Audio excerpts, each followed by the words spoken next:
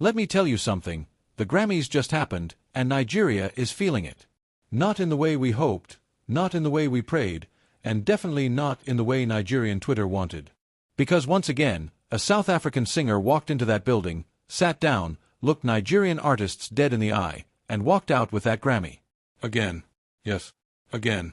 Tyla. 24 years old. South African. 2 Grammys. Back to back. And if that doesn't make you stop scrolling and pay attention, I don't know what will. Welcome to Celeb Clope, where we talk African entertainment the way it deserves to be talked about. Raw, real, and with absolutely zero sugarcoating. So let's get into it.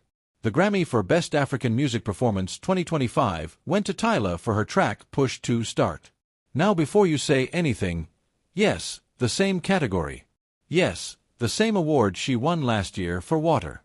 Yes, the same woman who beat Nigerian artists last time is the same woman who beat Nigerian artists this time. The names in that category: Ira Star, Burna Boy, Davido, and Ugandan artist Eddie Kenzo. 4 other artists. 3 of them Nigerian. All of them heavy. All of them respected. All of them went home without the trophy. Now let's be clear about something, because this is where the conversation needs to get serious. This is not about dragging Tyla.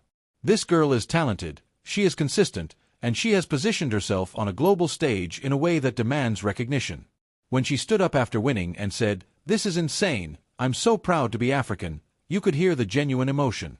South Africa went into full celebration mode, trending hashtags, ex-users posting, "South Africa is proud of you," the whole thing. And honestly, that pride is valid. But here is the part that Nigerian entertainment industry insiders, fans, and artists need to sit with, because avoidance is not a strategy. Davido. This man has given the world Afrobeats. He has toured continents. He has filled arenas from London to Atlanta to Lagos. His music has been in commercials, in films, played at weddings across Africa and the diaspora. Burna Boy has a Grammy already, a Grammy for Best Global Music Album, so his absence from this win is less of a shock, but it still stings. And then there is Ira Star, a young woman who has been climbing fast, releasing music that speaks to a generation, building a fanbase that is loud and passionate. So the question that is sitting heavy in the room right now is, why does Nigeria, with all of this talent, with all of this cultural output, keep losing this specific award to the same South African artist? Let's talk about it properly. The Grammys are not just about talent.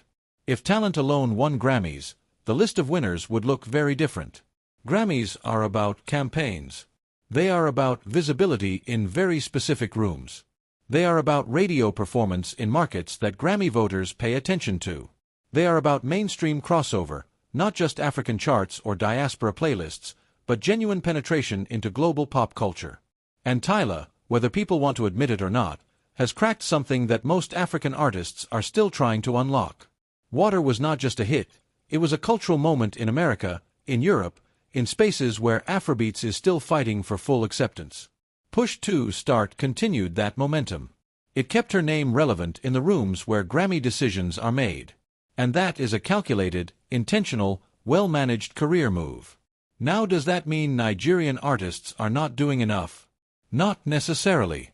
Burna Boy has done incredible work globally.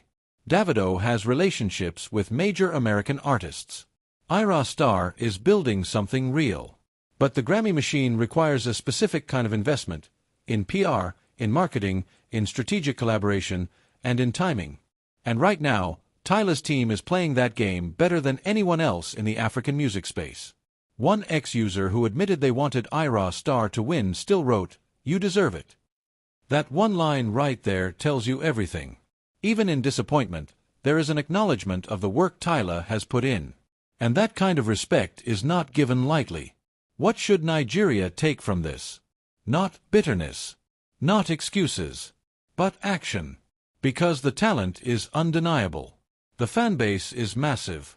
The culture that Nigerian music has built globally is something the world is genuinely obsessed with.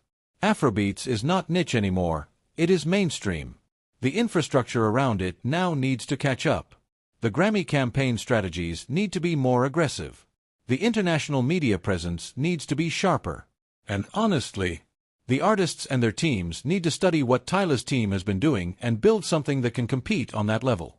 Because if this happens a third time, if the 2026 Grammy for Best African Music Performance goes to South Africa again, while Nigeria's biggest names are sitting in that same category, the conversation will no longer be about disappointment.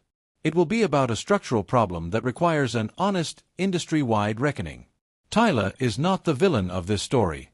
She is just the student who studied hardest and showed up prepared. The real story is about what Nigerian music does next.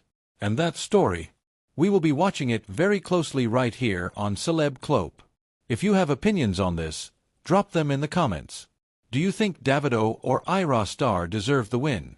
Do you think the Grammy system is even fair to African artists? Let us argue respectfully down there.